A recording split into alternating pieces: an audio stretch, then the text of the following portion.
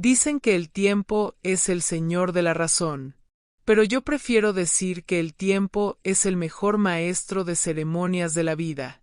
A él le encanta preparar escenarios donde quien río al último, no siempre río mejor.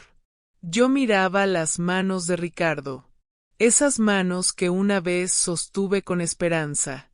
Esas mismas manos que después me empujaron hacia el abismo. Y veía cuánto pesa la maldad. Cómo envejece a una persona por dentro.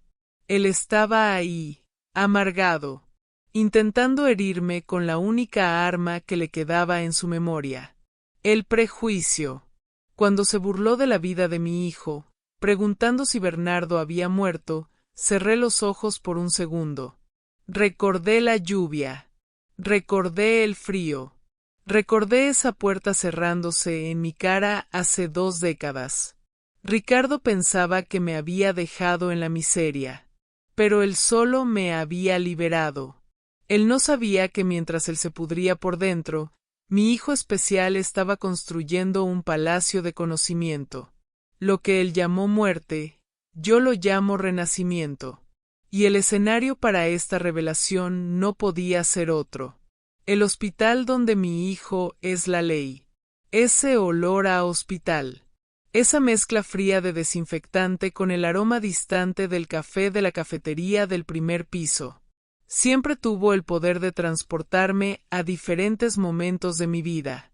Pero esa mañana de martes, el aire parecía más pesado, cargado de una electricidad estática que hacía que los vellos de mis brazos se erizaran bajo la tela ligera de mi vestido de lino.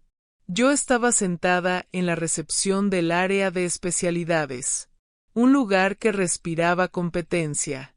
Y seamos honestas, cierto estatus. Las paredes eran de un tono crema suave, decoradas con cuadros abstractos que intentaban traer calma a corazones afligidos. Las sillas eran de cuero suave que acogía el cuerpo cansado. Yo, sin embargo, no estaba cansada. A mis 62 años, sentía una vitalidad que jamás imaginé tener cuando era más joven. Mi postura estaba erguida. Mis manos descansaban tranquilas sobre mi bolso, y observaba el movimiento con la serenidad de quien ya vio lo peor de la vida, y sobrevivió para contar la historia. Fue entonces que la puerta automática de vidrio se deslizó con un susurro mecánico, y él entró. Ricardo, el hombre que por tantos años fue el villano de mis pesadillas. Ahora no pasaba de ser una figura patética, arrastrándose por el vestíbulo. Usaba un traje que probablemente costó una fortuna, pero le quedaba mal en su cuerpo, ahora delgado y encorvado, como si la propia arrogancia hubiera consumido su carne, dejando solo la cáscara. Se apoyaba en un bastón de madera oscura, y cada paso parecía exigir un esfuerzo que intentaba disimular con una expresión de desdén. Nuestras miradas se cruzaron casi instantáneamente, como si el destino hubiera amarrado una línea invisible entre nosotros dos hace 22 años, y ahora estuviera jalando los extremos para el ajuste de cuentas. Él se detuvo. Vi el reconocimiento brillar en sus ojos, seguido inmediatamente por esa sonrisa torcida y cruel que yo conocía también. Caminó hasta mí, ignorando las sillas vacías, ignorando el distanciamiento social, ignorando la decencia. Se detuvo a pocos centímetros, invadiendo mi espacio con un perfume caro que apenas lograba disimular el olor ácido de enfermedad y tabaco viejo que emanaba de sus poros. Isabel, dijo su voz. Salió rasposa, como lija vieja pasando sobre madera cruda. ¿Quién lo diría? Todavía intentando mantener las apariencias de gran dama, ¿no es así? Pero dime una cosa que siempre tuve curiosidad. Ya que el destino nos puso en esta sala de espera ridícula. ¿Dónde está ese hijo tuyo deficiente? ¿Finalmente se murió? ¿O sigue siendo esa carga que insististe en llevar sola y que destruyó mi vida? La pregunta quedó suspendida en el aire. Tóxica. Densa. Las personas alrededor que leían sus revistas o miraban sus celulares levantaron los ojos, sorprendidas por la brutalidad de esas palabras. Pero yo no me moví. No grité. Solo lo miré con una calma que lo desconcertó. Él esperaba ver a la Isabel de 38 años, llorosa e implorante, pero quien estaba ahí era la Isabel de 62, blindada por la vida. Dentro de mí, una película comenzó a rodar. No la película de mi victoria actual, sino la película de cómo llegamos hasta ese punto. La película de un dolor que fue necesario para que yo pudiera estar sentada ahí, entera, mientras él se desmoronaba. Antes de abrir las puertas de mi memoria y contarte cómo este hombre logró entrar en mi vida y casi destruir todo lo que tenía, quiero pedirte un favorcito de amiga. Yo sé que muchas de nosotras cargamos cicatrices que nadie ve. Y si estás sintiendo que esta historia de alguna forma conversa con tu alma, si entiendes lo que es tener que ser fuerte cuando el mundo quiere que te desmorones, déjame tu like aquí. Es un gesto tan sencillo, pero es como un abrazo que me das a la distancia. Cuéntame también aquí en los comentarios desde qué ciudad me estás escuchando. Me imagino a cada una de ustedes en sus rincones de Latinoamérica, conectadas conmigo por esta narrativa. Y si todavía no formas parte de nuestra ronda de conversación, suscríbete al canal. Te prometo que cada palabra dicha aquí es fruto de una vivencia real. De una madre que aprendió que el fondo del pozo puede ser el lugar donde encontramos el resorte para subir. Ahora ven conmigo. Vamos a regresar en el tiempo. A una época en que yo todavía creía que el amor era solo poesía, y no una batalla. Para que entiendas la profundidad del hoyo en el que Ricardo me arrojó, necesitas conocer quién era yo antes de él. A los 37 años, vivía un momento de plenitud que parecía inquebrantable. Vivía en el interior, en una ciudad donde el tiempo pasaba más despacio, donde las personas todavía se saludaban en la calle por su nombre. Yo no era rica, nunca lo fui, pero tenía mi trabajo, mi casa arreglada con flores frescas cada semana, y lo más importante, tenía a Roberto. Roberto no era el hombre más guapo de la ciudad, ni el más rico, pero tenía el alma más noble que jamás cruzó mi camino. Él era ingeniero agrónomo, vivía con las botas sucias de tierra roja, y tenía una risa suelta que desarmaba cualquier mal humor. Nos amábamos con esa intensidad madura de quien ya no tiene tiempo para jueguitos. Nuestros planes eran concretos. Casarnos a finales de año, comprar un ranchito pequeño, y llenar la casa de hijos. Me acuerdo vívidamente de la última noche que estuvimos juntos. Había una luna llena que iluminaba el corredor de mi casa, y nosotros estábamos sentados en la hamaca, meciéndonos suavemente. Él acariciaba mi cabello y hablaba sobre los nombres que les daríamos a nuestros hijos. Si es niño, va a tener tu fuerza, Isabel, decía. Si es niña, quiero que tenga tu mirada. Tuvimos una discusión tonta esa noche. Cosa de pareja que se ama demasiado y se preocupa por detalles insignificantes sobre la remodelación de la casa. Él se fue mandándome un beso en el aire, diciendo que volvería al día siguiente para resolverlo todo. Pero el día siguiente nunca llegó para nosotros dos. Esa madrugada, una lluvia torrencial cayó sobre la carretera sinuosa que unía mi casa con la de él. El carro de Roberto derrapó. Fue rápido, dijeron los policías. No sufrió, garantizaron los médicos. Pero yo sufrí. ¡Ay! ¿Cómo sufrí? El duelo me golpeó como un tren descontrolado. El dolor físico de la pérdida de un gran amor es algo que no le deseo a nadie. Es como si faltara el aire, como si el mundo perdiera el color. Pasé semanas en estado de zombi, yendo del cuarto a la sala, sin comer, sin dormir, solo existiendo en un vacío de nostalgia. Y fue en medio de ese invierno emocional, cerca de un mes y medio después del entierro, que empecé a sentir náuseas. Al principio, pensé que era la tristeza revolviendo mi estómago, pero el cuerpo de una mujer sabe. El retraso de la menstruación, la sensibilidad en el pecho. Hice la prueba de farmacia con las manos temblorosas, sola en el baño frío de azulejos azules. Positivo.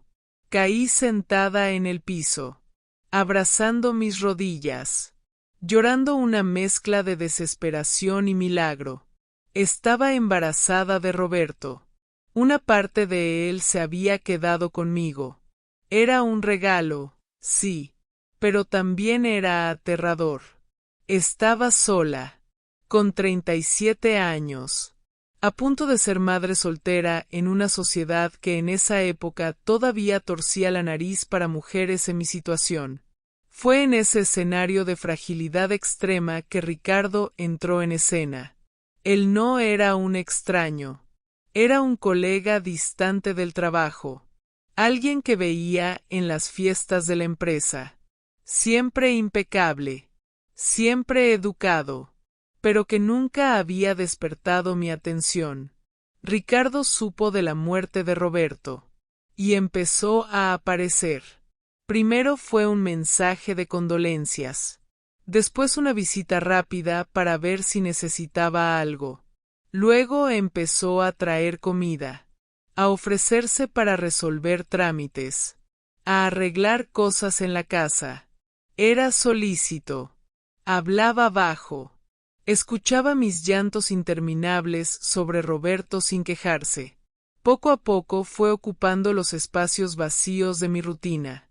Se presentaba como un amigo, un ángel guardián enviado para cuidarme.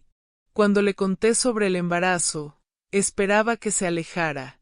Después de todo, ¿quién quiere asumir al hijo de otro hombre? Todavía más de un hombre fallecido, y además involucrarse con una mujer emocionalmente destruida. Pero la reacción de Ricardo fue digna de un actor de Hollywood. Recuerdo que estábamos sentados en el sofá de mi sala, yo con los ojos hinchados, sosteniendo el resultado del análisis. Él tomó mi mano, me miró a los ojos con una intensidad que confundí con amor, y dijo: Isabel, esto no es un problema, esto es una bendición. Yo siempre quise ser padre. Puedo cuidarte a ti y a esta criatura. Puedo ser el padre que él necesita. En ese momento, yo estaba tan desesperada por seguridad, tan asustada con la idea de criar un hijo sola en el mundo, que le creí. Creí que era un enviado de Dios.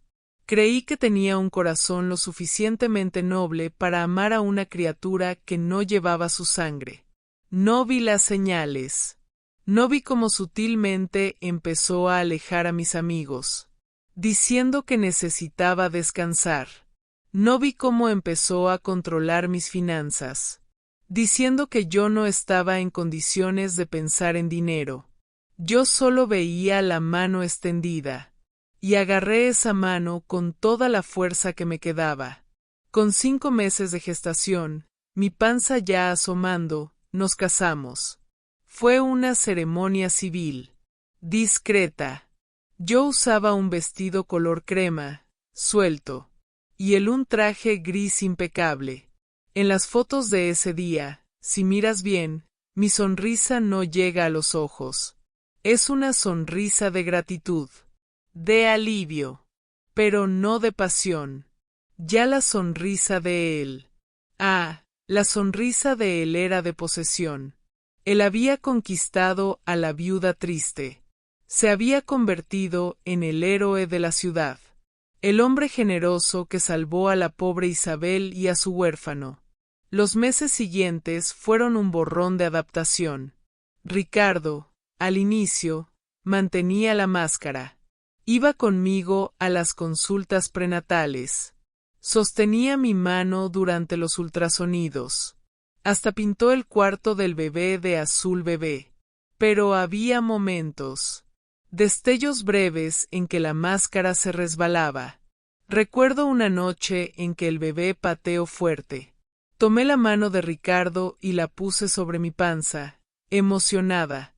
Siente, Ricardo. Él es fuerte, dije, riendo.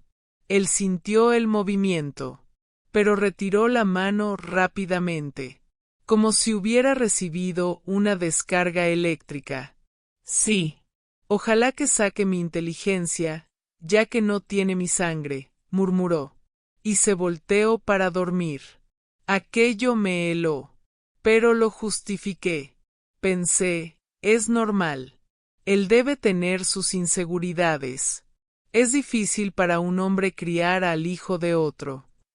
Yo le ponía pretextos a sus actitudes porque necesitaba creer que había tomado la decisión correcta. Necesitaba que aquello funcionara. A medida que el parto se acercaba, la ansiedad de Ricardo crecía. Pero no era ansiedad de un padre expectante. Era ansiedad de un inversionista que quiere ver el retorno de su capital. Hablaba mucho sobre cómo sería el niño, cómo lo pondría en las mejores escuelas, cómo sería un atleta, un líder. Proyectaba en mi hijo, en el hijo de Roberto, todas las frustraciones de su propia vida mediocre. Él quería un trofeo para exhibir a los amigos en el club. Mi hijo va a ser el mejor, repetía. Y yo ingenuamente asentía, sin darme cuenta de que para Ricardo, ser el mejor era la única condición para ser amado. Yo estaba cega por el miedo, cega por la gratitud, cega por la necesidad de sobrevivencia. No me daba cuenta de que había puesto a un zorro a cuidar el gallinero. Dormía al lado de un hombre que no me amaba a mí, y mucho menos al bebé que yo cargaba. Él amaba la idea de tener una familia perfecta de comercial de mantequilla. Amaba la imagen que yo le proporcionaba.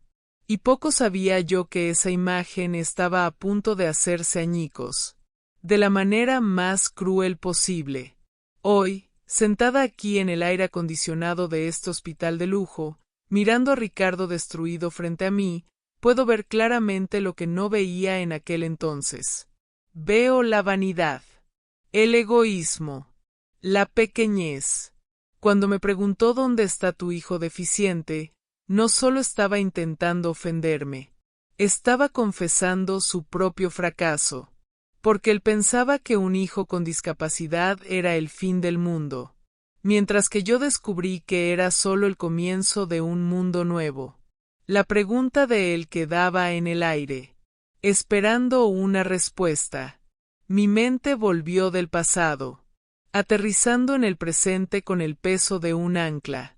Respiré profundo.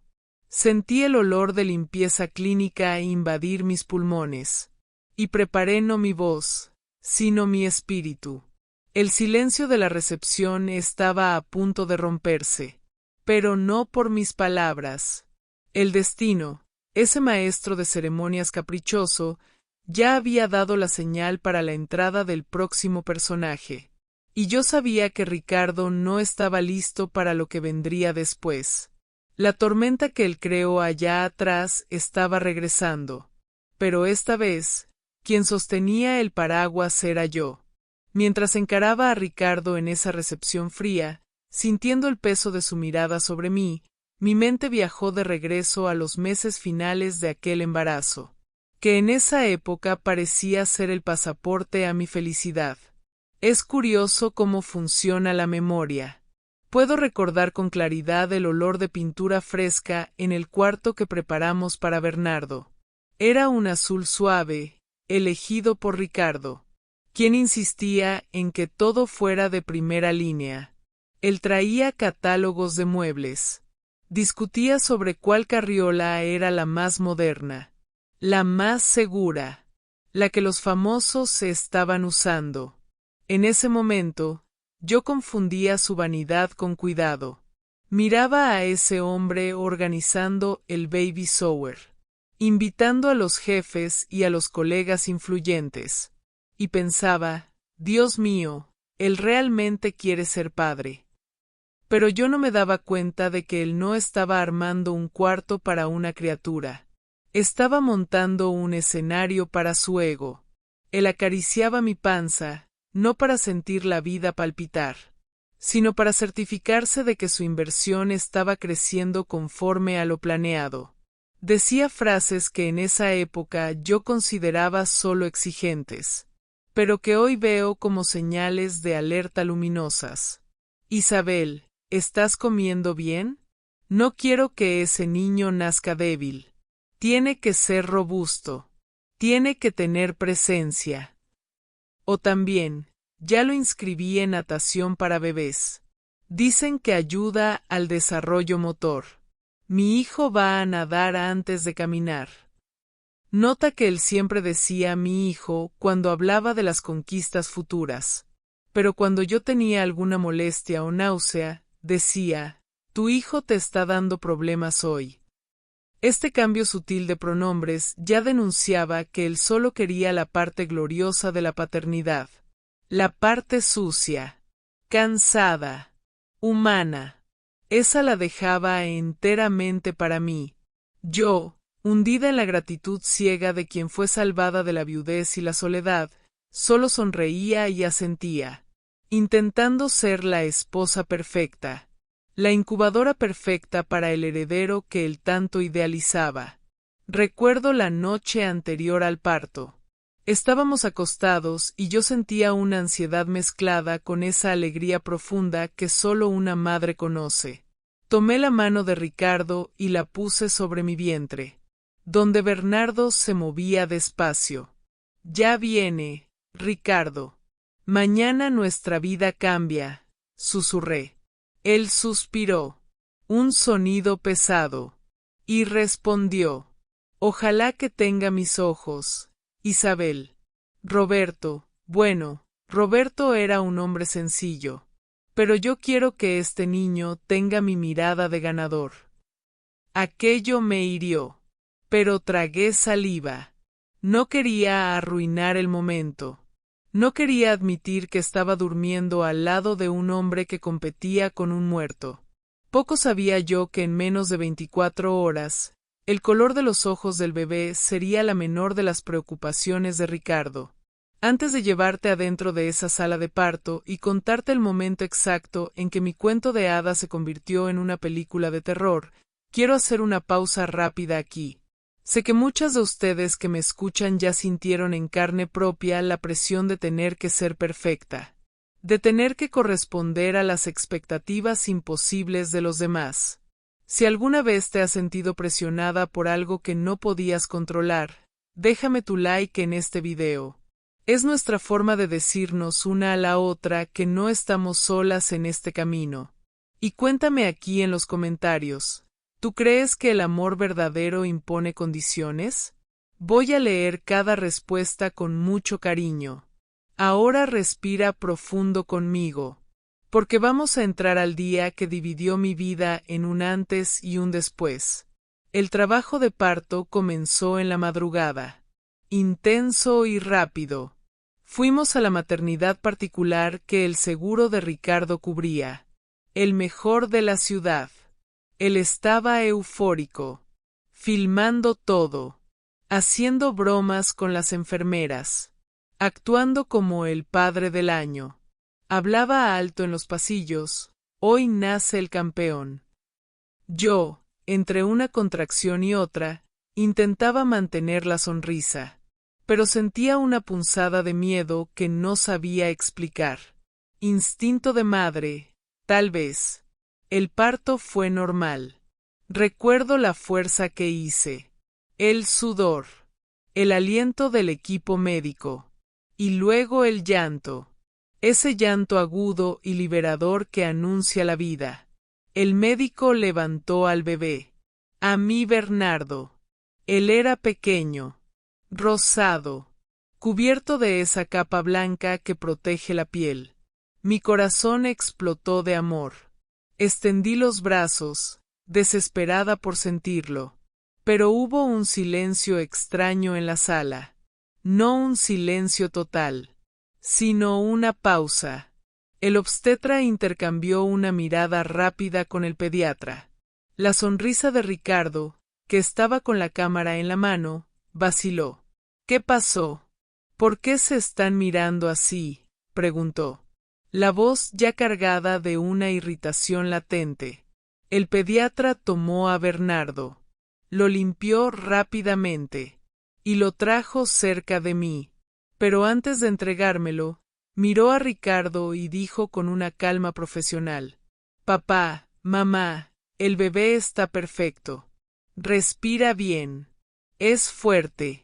Pero notamos algunas características fenotípicas que sugieren una condición genética. Necesitamos hacer el cariotipo para confirmar. Pero todo indica que tiene trisomía del 21. Ricardo bajó la cámara lentamente. ¿Qué? ¿De qué estás hablando?, preguntó áspero. Síndrome de Down, respondió el médico suavemente. El mundo se detuvo. Yo miré a mi hijo. Vi los ojitos almendrados, el pliegue en la palma de la mano, la nuca un poco más plana. ¿Y sabes qué sentí? Amor. Un amor arrollador, protector, feroz. Él era mío. Él era perfecto en su singularidad. Lo apreté contra mi pecho y besé su frente húmeda. Hola, mi amor. Hola, Bernardo. Mamá está aquí. Lloré de emoción, pero entonces miré hacia el lado, y lo que vi en los ojos de Ricardo no fue amor, ni miedo, ni duda. Fue asco. Fue una repulsión visceral, como si yo estuviera sosteniendo algo contagioso, algo sucio. Él retrocedió un paso, chocando su espalda contra la pared fría de azulejos. Eso no es mío, dijo, la voz temblorosa de rabia. Eso no puede ser mi hijo. Dijiste que era sano, Isabel. Me mentiste. Las enfermeras miraron sorprendidas. Señor, tranquilícese, pidió el médico. Pero Ricardo estaba fuera de sí. Su vanidad había sufrido un golpe mortal. El trofeo que esperaba exhibir estaba roto. Yo no voy a criar a un retrasado, gritó. Y esa palabra resonó en la sala de parto como un disparo. Tapé los oídos de mi bebé, como si pudiera protegerlo de esa violencia verbal en sus primeros minutos de vida. Ricardo salió de la sala golpeando la puerta, dejándome ahí con mi hijo en los brazos, y el corazón destrozado. En ese momento, supe que mi matrimonio había terminado. Solo no sabía que el calvario apenas estaba comenzando. Los días en el hospital fueron de una soledad humillante. Ricardo apareció solo para pagar la cuenta y llevarme a casa, cumpliendo una obligación social para que los demás no hablaran. No miró a Bernardo en el carro. El silencio era tan denso que yo podía escuchar mi propia respiración entrecortada. Él manejaba con los nudillos blancos de tanto apretar el volante, mirando fijamente la carretera, negándose a voltear la cara hacia el portabebés en el asiento trasero. Llegamos a casa, y esa casa bonita que yo pensaba que sería nuestro hogar, parecía ahora un mausoleo. Él cargó mi maleta, la dejó en la sala, y dijo, sin mirarme a los ojos: «Voy a dormir en el cuarto de huéspedes. Su llanto me irrita». Y subió las escaleras. Los 10 meses siguientes fueron, sin duda, el periodo más oscuro de mi existencia. Vivía como un fantasma dentro de mi propia casa. Ricardo se convirtió en un extraño hostil. Dejó de invitar amigos. Dejó de contestar el teléfono de casa cuando estaba cerca. Él tenía vergüenza. Una vergüenza profunda y enfermiza de la existencia de Bernardo. Si alguien preguntaba en la calle, ¿y el bebé, cómo está?, él respondía secamente, está bien, y cambiaba de tema. Nunca, ni una sola vez, cargó a Bernardo en sus brazos. Pasaba junto a la cuna como si fuera un mueble indeseado que no sabía cómo desechar. ¿Y Bernardo? ¡Ay! Bernardo era un ángel. Era un bebé tranquilo, que sonreía con facilidad, que me miraba con una dulzura que parecía decir, calma, mamá, todo va a estar bien. Pero su desarrollo era un poco más lento, como era de esperarse. Se tardó más en sostener la cabecita. Tenía una hipotonía muscular que dejaba su cuerpo aguadito. Esto exigía fisioterapia, estimulación, dedicación. Y cada vez que le pedía dinero a Ricardo para pagar una sesión de terapia, él bufaba. ¿Para qué? ¿Para qué gastar dinero en eso, Isabel? Él no va a volverse atleta. No va a ser ingeniero. Estás tirando el dinero a la basura, intentando componer lo que nació descompuesto. Cada frase de esas era una puñalada. Yo me tragaba el llanto. Tomaba el dinero que él aventaba sobre la mesa. Y me iba. Me iba porque mi hijo dependía de mí. Yo era la única barrera entre Bernardo y el desprecio total. La rutina de la casa se volvió insoportable. Ricardo empezó a llegar cada vez más tarde, oliendo a alcohol y a perfume barato. Buscaba motivos para pelear. Si la cena no estaba lista a la hora exacta, era un escándalo. Si Bernardo lloraba por un cólico, él gritaba desde el otro cuarto, cállale la boca a esa criatura. Necesito dormir. Yo trabajo para mantener a esa desgracia. Pasaba las noches caminando por la casa con el bebé en brazos, susurrando canciones de cuna, intentando ahogar cualquier sonido que pudiera despertar la furia del padre. Me convertí en una sombra, flaca, ojeras profundas, viviendo en un estado de alerta constante. Sabía que aquello no podía durar, pero el miedo de no tener a dónde ir me paralizaba. No tenía familia cerca, no tenía ahorros. Había abandonado mi empleo a petición de él. Estaba atrapada. Pero el destino tiene una manera curiosa de empujarnos cuando nos negamos a saltar. La ruptura final sucedió una noche de martes. Una noche que quedó grabada en mi piel. Era verano. Y una de esas tormentas tropicales se desató sobre la ciudad. Rayos cortaban el cielo. Truenos hacían temblar las ventanas. Bernardo, con 10 meses, tenía fiebre. Lloroso. Irritado por la salida de dientes. Yo estaba exhausta, caminando de un lado a otro en la sala, intentando calmarlo. La puerta principal se abrió con violencia. Ricardo entró empapado, con los ojos rojos y vidriosos. No estaba solo borracho. Estaba decidido. Miró hacia mí. Miró a Bernardo llorando. Y soltó una risa seca, sin humor alguno. Basta, dijo. Solo eso. Basta. ¿Basta de qué, Ricardo?, pregunté, abrazando a mi hijo con más fuerza, sintiendo su cuerpecito febril contra el mío. Él caminó hasta la mesa de centro, pateó un juguete de Bernardo que estaba en el piso, y gritó, «Basta de esta vida mediocre, basta de llegar a casa y encontrar a esta cosa defectuosa llorando. Yo no me casé para esto, Isabel. Me casé para tener una familia de comercial, para tener un hijo que pudiera llevar al club, no uno que tenga que esconder». Sus palabras me golpearon. Pero esta vez algo cambió. El miedo dio lugar a una furia fría. Él no es una cosa, Ricardo. Es tu hijo. Es un ser humano. Y está enfermo. Necesita medicina, no tus gritos, respondí. La voz firme por primera vez en meses. Ricardo se detuvo, sorprendido por mi reacción.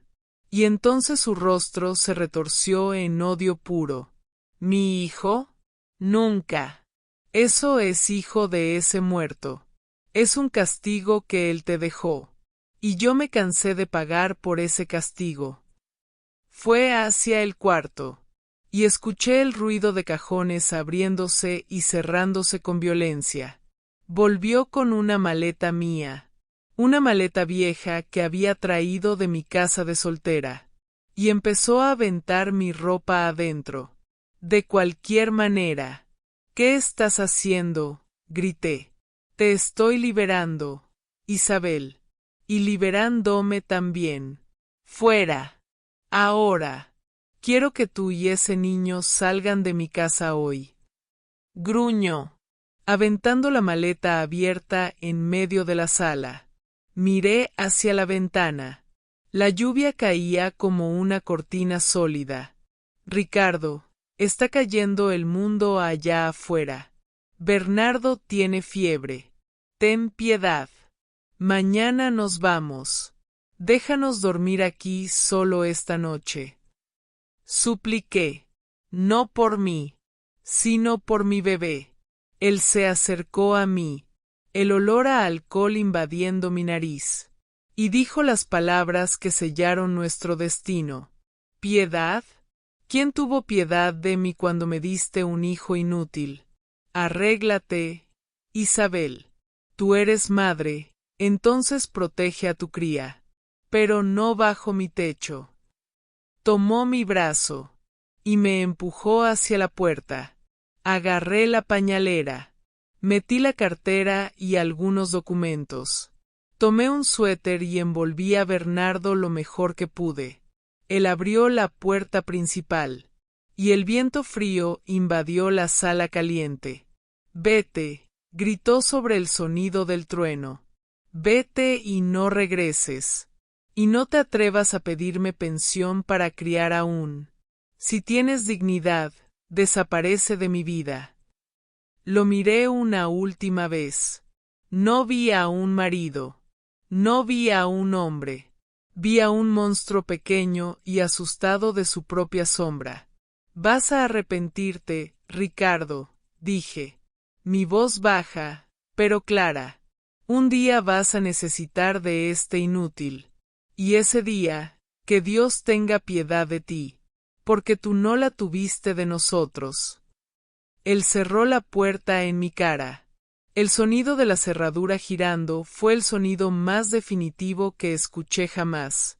Estaba en la banqueta, bajo la lluvia torrencial, con el agua helada empapando mi ropa y la cobijita de Bernardo en segundos. El bebé lloró fuerte. Asustado por el ruido y el frío, lo apreté contra mí, intentando crear una concha con mi propio cuerpo. La calle estaba desierta, oscura, inundada. No tenía carro, no tenía paraguas, no tenía a dónde ir. Las lágrimas calientes corrían por mi rostro, mezclándose con la lluvia fría. Me sentí basura. Sentí que había fallado como mujer y como madre por haber elegido a ese hombre. Caminé hasta la parada de autobús más cercana, que tenía una cubierta precaria de metal perforado. Me senté en la banca de cemento helado, temblando incontrolablemente. Bernardo sollozaba en mi regazo, la fiebre dejando su piel ardiendo. Miré esa calle vacía. Las luces de las casas donde familias normales dormían calientitas, y sentí un dolor tan profundo que pensé que mi pecho se iba a rasgar. Pero entonces miré el rostrito de mi hijo. Él dejó de llorar por un instante, y me miró. Sus ojos almendrados, profundos e inocentes. Parecían brillar en la penumbra. Puso su manita diminuta en mi cara mojada. En ese toque, en ese gesto tan pequeño y tan inmenso, algo sucedió. La Isabel sumisa, la Isabel que aceptaba migajas, murió ahí, en esa parada de autobús, y en su lugar nació una leona. Sequé mis lágrimas con la manga de la blusa empapada. Vamos a lograrlo, hijo, le susurré a él. Y a mí misma. Él piensa que nos destruyó, pero solo nos dio la oportunidad de volver a empezar. Voy a ser papá y mamá para ti. Te voy a dar el mundo, Bernardo. Y un día ese hombre va a mirar hacia arriba, y nos va a ver volando tan alto que se va a marear solo de vernos. Pasé la noche ahí, abrazada a mi hijo, esperando el amanecer. El frío era terrible, el hambre empezaba a apretar, y el miedo del futuro era un gigante frente a mí, pero tenía algo que Ricardo nunca tendría. Tenía amor. Y tenía un motivo. Mientras la lluvia disminuía y el cielo empezaba a ponerse gris con la llegada del día, hice una promesa silenciosa. Prometí que transformaría cada humillación en escalón, que transformaría cada no en combustible. Ricardo me había expulsado de su casa, pero me había devuelto a mí misma. El día amaneció gris. Pero para mí era el inicio de mi vida real. Me levanté con el cuerpo adolorido, las ropas pesadas de agua, pero con el alma ligera de quien ya no le debe nada a nadie. Tomé el primer autobús que pasó, sin saber exactamente hacia dónde iba, pero sabiendo que cualquier lugar lejos de Ricardo era el paraíso. Miré por la ventana del autobús, viendo la ciudad despertar, y acaricié la cabecita de Bernardo. Vamos allá, mi doctor, dije, sin saber cuánto esa frase sería profética. Nuestra historia comienza ahora. Y poco sabía yo que ese bebé frágil en mi regazo cargaba dentro de sí una mente brillante, que años después haría que ese mismo hombre arrogante temblara de vergüenza. El camino sería duro. ¡Ay! ¿Cómo sería? Pero yo estaba lista para caminar sobre brasas si fuera necesario. Ricardo había sembrado viento, y la tormenta que cosecharía apenas estaba empezando a formarse. Lejos de sus ojos, en el silencio de mi lucha diaria. La realidad de la mañana siguiente a la expulsión no tuvo nada de poético. Fue fría. Dura, numérica. Yo tenía 39 años, 400 pesos en la cartera, una maleta de ropa húmeda y un bebé febril. Conseguí un cuarto en la parte trasera de la casa de una viuda llamada Doña Jandira, quien aceptó rentarme el espacio sin aval, solo con el pago adelantado de lo poco que tenía. El cuarto era un cuadrado de cemento pulido, con un lavabo en una esquina y un baño minúsculo en la otra. No había muebles. Esa primera semana dormimos en un colchón de espuma delgado que la dueña me prestó, tendido directamente en el piso. Fue ahí, en ese escenario de escasez absoluta, que definí que no habría espacio para lamentaciones.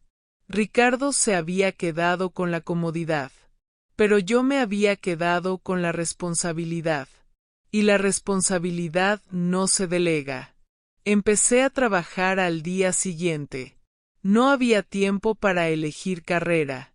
Conseguí 3 trabajos fijos de limpieza en casas de familia. Y por las noches hacía fritangas para vender en los bares de la zona.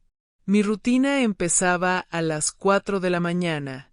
Dejaba a Bernardo con una vecina que cobraba barato por cuidar niños. Tomaba 2 autobuses llenos. Y pasaba el día tallando pisos, lavando baños y tragándome sapos de patronas que se quejaban del polvo en la esquina del librero. Mis manos, que antes solo tecleaban en oficinas, se engrosaron. La piel se agrietó por el cloro, y los dolores de espalda se volvieron una compañera constante. Pero el dinero entraba. Poco, contado, sudado, pero era nuestro. No le debíamos nada a nadie, mucho menos a Ricardo. Bernardo crecía en ese ambiente. Su salud exigía cuidados. El síndrome de Down traía baja inmunidad, otitis recurrentes, la hipotonía muscular que dejaba su cuerpo aguadito. Pasaba noches en filas de centros de salud públicos, esperando atención para fiebres altas, sosteniéndolo en brazos durante horas enteras. Su desarrollo motor era lento. Se tardó en sentarse solo.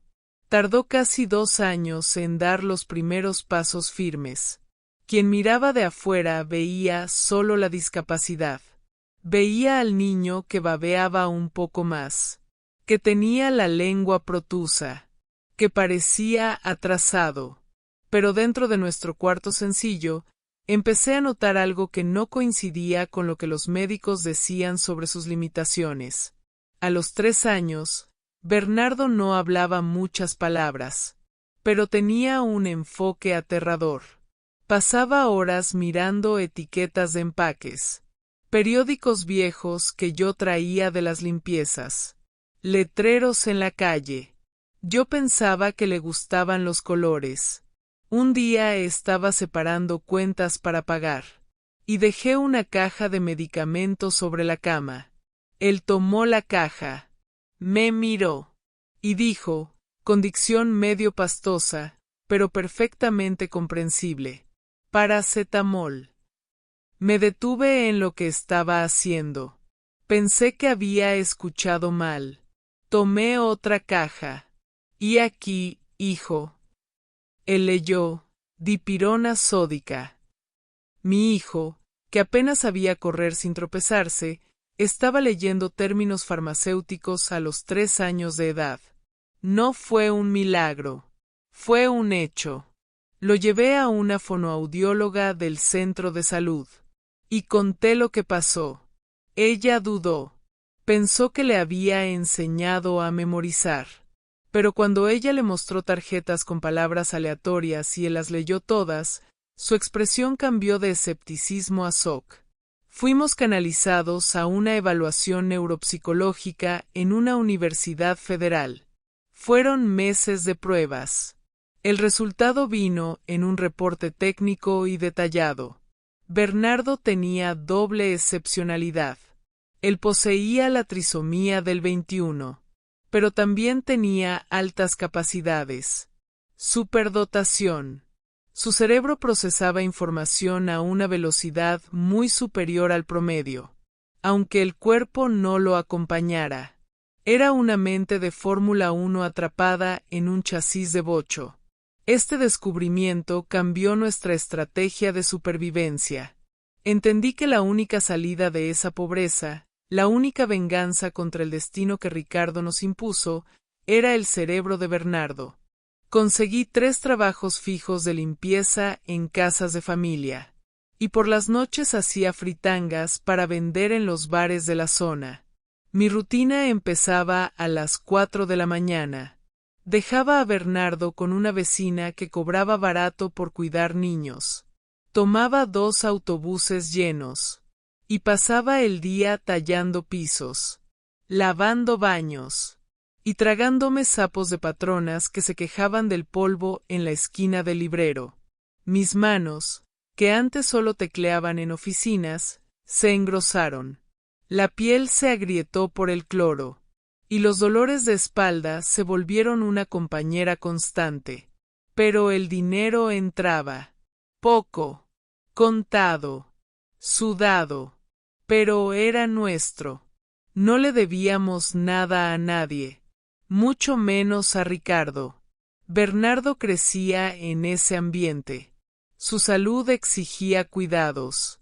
El síndrome de Down traía baja inmunidad, otitis recurrentes, la hipotonía muscular que dejaba su cuerpo aguadito. Pasaba noches en filas de centros de salud públicos, esperando atención para fiebres altas, sosteniéndolo en brazos durante horas enteras.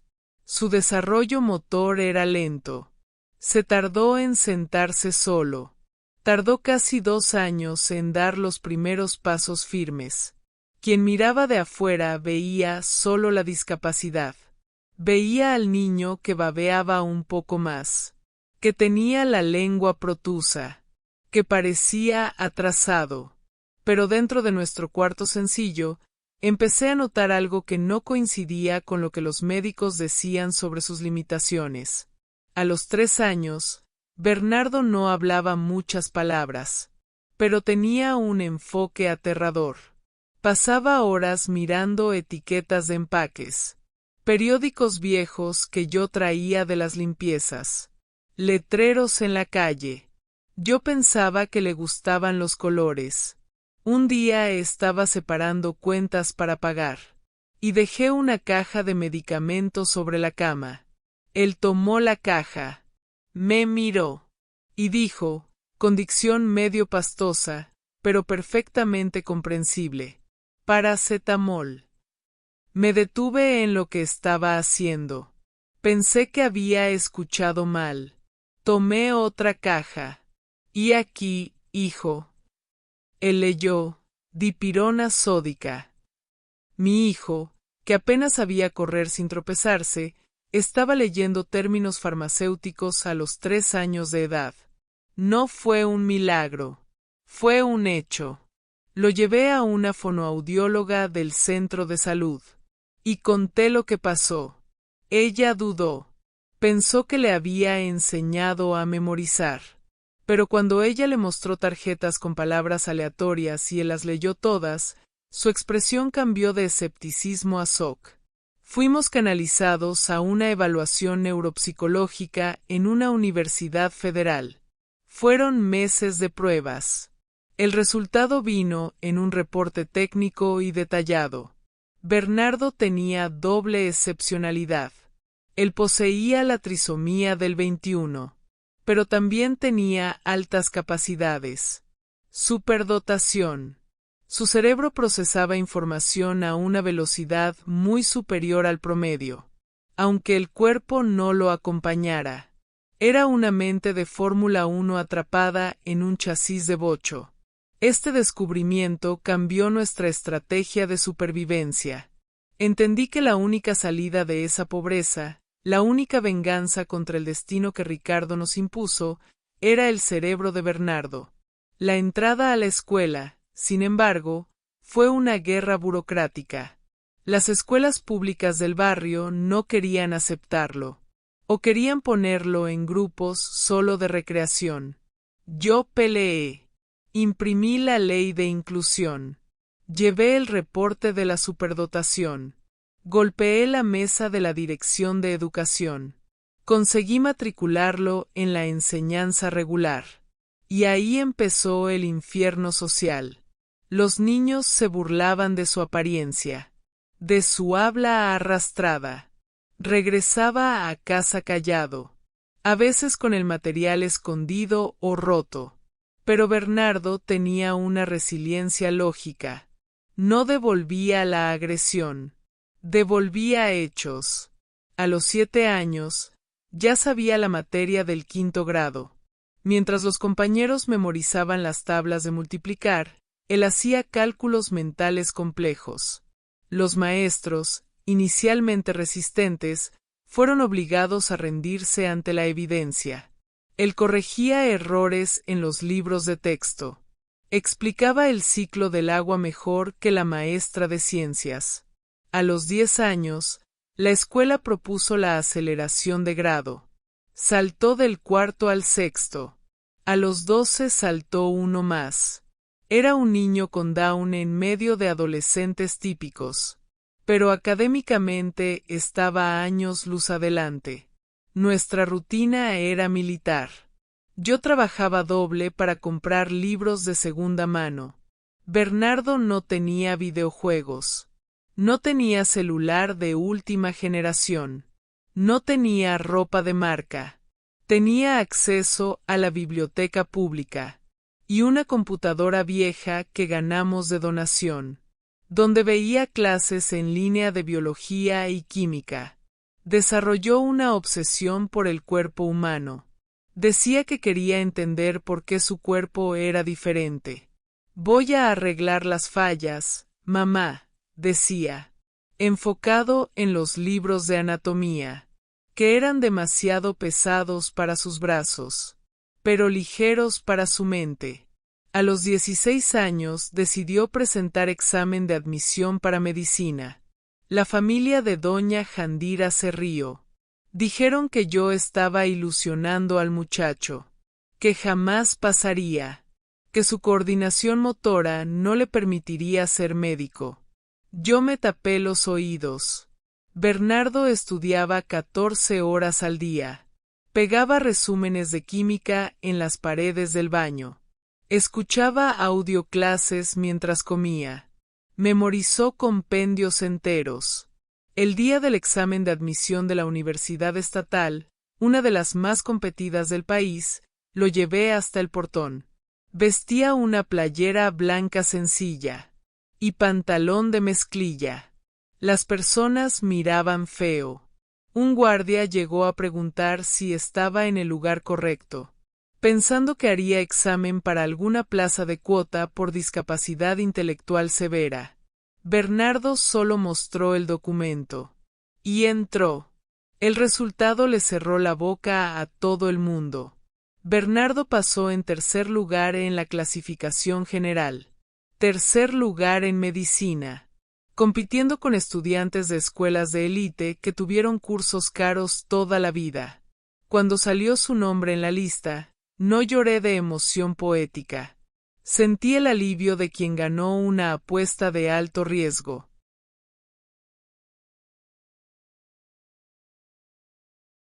Pero la aprobación fue solo el comienzo de la batalla real. La Facultad de Medicina es un ambiente elitista y cruel. El primer año fue brutal. Algunos profesores se negaban a llamarlo para responder preguntas, pensando que atrasaría la clase. En las clases de anatomía, su coordinación motora fina era un problema. Temblaba al usar el bisturí. Fue ahí donde Bernardo mostró de qué estaba hecho. Sabía que no sería cirujano plástico, o alguien que necesitara destreza manual extrema. Se enfocó en el diagnóstico, en la clínica, en la neurociencia. Compensaba la dificultad manual con un conocimiento enciclopédico. En el tercer año, durante una visita de cama en el hospital escuela, un profesor titular humilló a un grupo de alumnos, preguntando sobre un caso raro de una enfermedad autoinmune. Nadie sabía. Bernardo, allá del fondo, levantó la mano y describió el síndrome, el tratamiento, la dosificación del medicamento y los efectos secundarios, citando un artículo que había salido la semana anterior en una revista médica internacional. El profesor quedó mudo. A partir de ese día, el alumno con Down se convirtió en el genio del grupo. Yo continué trabajando pesado para costear los gastos indirectos del curso. Estetoscopio, bata, libros, transporte. Vendí pasteles. Hice limpieza hasta que mis articulaciones gritaran. Cuidé ancianos los fines de semana. Envejecí rápido en esos 6 años. Mis cabellos blanquearon. Las arrugas aparecieron. El cansancio se instaló en mis huesos. Pero cada vez que veía a Bernardo de blanco, saliendo de casa a las 5 de la mañana para la guardia, sabía que la inversión estaba pagada. Él no faltó un solo día. No se quejó del cansancio una sola vez. Tenía un objetivo claro: ser el mejor. No por vanidad. sino para probar que la competencia no tiene cara. La graduación sucedió hace 2 meses. No fue un evento cualquiera. Cuando llamaron su nombre para recibir el diploma, el auditorio entero se puso de pie. No por lástima, sino por respeto. Se graduó con laurea académica. Entre los mejores alumnos de la década. Ver a mi hijo, ese bebé rechazado bajo la lluvia, sosteniendo el título verde, jurando el juramento de Hipócrates, fue la confirmación material de mi victoria. Pasó directo el examen de residencia médica para neurología clínica, en el hospital de mayor referencia de la Ciudad de México, el mismo lugar donde estábamos ahora. Y es aquí donde regresamos a la recepción helada. Ricardo no tenía idea de esta trayectoria. Para él, el tiempo se detuvo la noche que nos expulsó. Pensaba que la genética era el único factor determinante para el éxito. Y como Bernardo tenía una alteración cromosómica, decretó su fracaso antes de que siquiera lo intentara. Ricardo desconocía las noches de estudio. La disciplina militar. La inteligencia que superaba la de cualquier persona normal en esa sala. Desconocía que la carga se había convertido en la mayor autoridad médica de ese turno. Miré el reloj en la pared. Eran las 10:15 de la mañana. El turno del doctor Bernardo en el área de triaje de casos complejos comenzaba exactamente a las 10. Ricardo estaba ahí porque su caso era grave, y necesitaba la firma de un especialista para liberar un procedimiento de alto costo, o una internación específica, algo que su seguro, ahora decadente, estaba bloqueando. Estaba ahí dependiendo de la buena voluntad del médico en jefe. «No me vas a responder, Isabel», Ricardo insistió, golpeando la punta del bastón en el piso, impaciente con mi silencio. «¿Dónde metiste al muchacho? ¿En algún albergue del gobierno? ¿O vive mantenido por ti hasta hoy, gastando lo poquito que debes ganar?» Su voz aumentaba, atrayendo más miradas.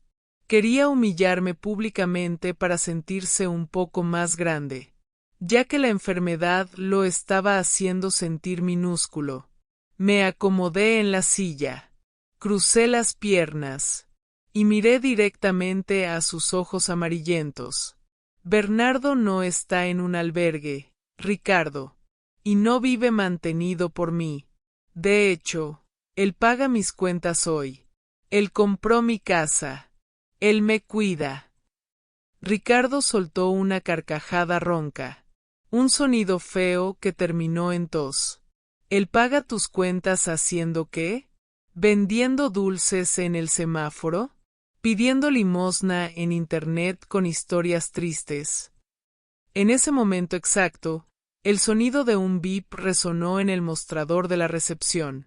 La enfermera jefe, una mujer seria que yo conocía bien, se levantó y miró hacia nuestra dirección. Las puertas dobles del área restringida se abrieron con un suspiro hidráulico. El pasillo se iluminó. Pasos firmes, rítmicos, resonaron en el piso. No eran pasos arrastrados. Eran pasos de quien tiene prisa y propósito. Un hombre joven salió de adentro. Alto, postura impecable, bata blanca con el escudo del hospital bordado en el bolsillo, estetoscopio Littmann colgado del cuello. Sostenía una tableta de aluminio, y conversaba algo serio con 2 residentes que lo seguían, anotando cada palabra suya. Tenía rasgos físicos del síndrome de Down, sí, pero eran solo detalles frente al aura de autoridad que emanaba. Se detuvo en el centro de la recepción. Buscó con los ojos. Y me encontró. El rostro serio se iluminó en una sonrisa profesional, pero llena de afecto.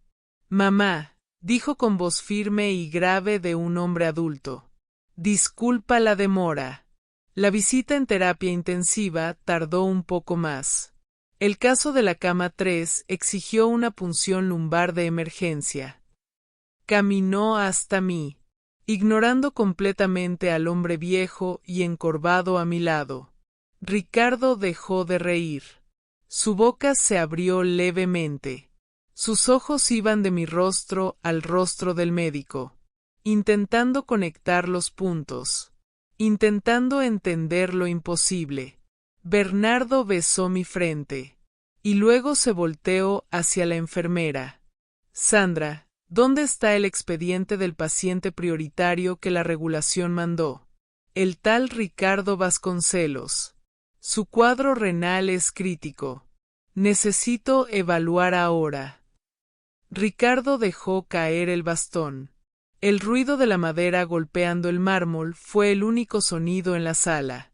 Miró la credencial colgada del cuello del médico. Dr. Bernardo M. Jefe de residentes.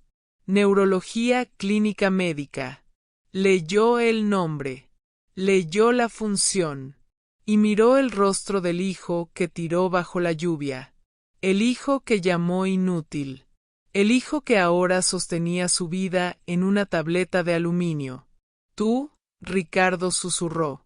El color desapareciendo de su rostro ya pálido. No puede ser. Bernardo finalmente miró al hombre sentado. No retrocedió. No tembló. Acomodó sus lentes. Miró el expediente en su mano. Y luego miró a los ojos del padre biológico, con la frialdad técnica de un cirujano evaluando tejido necrosado. Ricardo Vasconcelos preguntó con un tono de voz educado, pero distante. Soy el doctor Bernardo. Seré responsable de su caso a partir de ahora. Por favor, acompáñeme. Ese momento no fue solo un reencuentro. Fue la inversión total de la balanza de poder. El gigante se había vuelto hormiga. Y la hormiga se había vuelto gigante. Vi a Ricardo intentar levantarse. Las piernas temblando. No por la enfermedad, sino por el shock. Tuvo que apoyarse en el mostrador. Me miró, buscando algún tipo de explicación, algún tipo de socorro. Pero yo solo sonreí, una sonrisa tranquila, y señalé el consultorio. Ve, Ricardo, el doctor está esperando, y agradécele a Dios, porque él es el mejor médico que tiene este hospital. Yo soy doña Isabel, y hoy sé que el mejor lugar del mundo es aquí, al lado de quien nos ama. Sin condiciones y sin peros. Compartir el final de mi historia contigo me trae una paz inmensa. Espero que de alguna forma mi trayectoria y la de Bernardo sirvan de luz para tus días más difíciles. Cuéntame aquí en los comentarios desde dónde me estás escuchando ahora. ¿Y qué hora marca el reloj ahí en tu ciudad? Me encantará saber que estuvimos juntas en este momento. Un beso cariñoso en tu corazón. Y nunca lo olvides. A veces lo que parece un abandono es en realidad una gran liberación. Que Dios te bendiga.